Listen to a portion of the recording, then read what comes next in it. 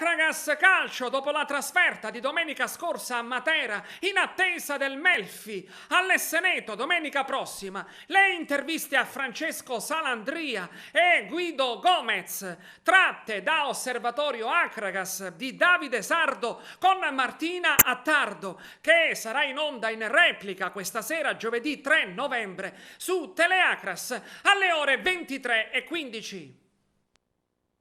Sì, sapevamo che il Matera era una buona squadra, questo lo sapevamo già prima di affrontare la gara. Forse siamo entrati un po' con l'atteggiamento sbagliato, forse, non si può dire questo, perché forse il rigore ci ha tagliato le gambe al terzo minuto.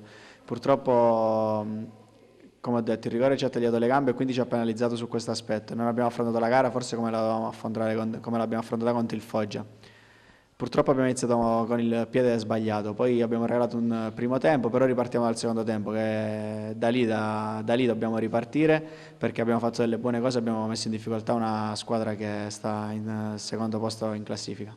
Arriva il Melfi, anche loro sono una buona squadra, stanno affrontando un periodo molto particolare, quindi dobbiamo essere più cattivi, dobbiamo dare qualcosa in più, specialmente perché giochiamo in casa e il pubblico deve essere con noi e dobbiamo affrontare questa partita con molta cattiveria e portare a casa per forza i 3 punti. Stiamo andando come dire, di pari passo con i progetti che avevamo ad inizio campionato. Siamo lì con tutte le squadre, una vittoria ci può far fare il salto e la mia stagione è una stagione sicuramente positiva.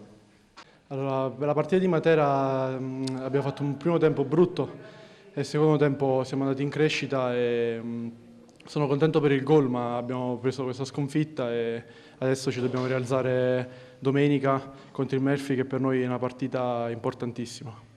La panchina, il mister ha fatto la sua scelta, io rispetto tutte le sue scelte e mi ha dato la possibilità di rifarmi con i 15 minuti, gli ultimi 15 minuti, ho risposto con il gol, sono contentissimo di questo. Speravo che il gol era un po' più importante magari per un pareggio, però va bene così. Adesso sono carichissimo per domenica, siamo carichissimi tutta la squadra per domenica. Il Melfi non è una brutta squadra, cioè la classifica che ha è una classifica bugiarda secondo me, perché ha 6 o 7 giocatori importanti. Noi dobbiamo affrontare la partita con massimo impegno, la massima concentrazione e portare il risultato, i 3 punti a casa.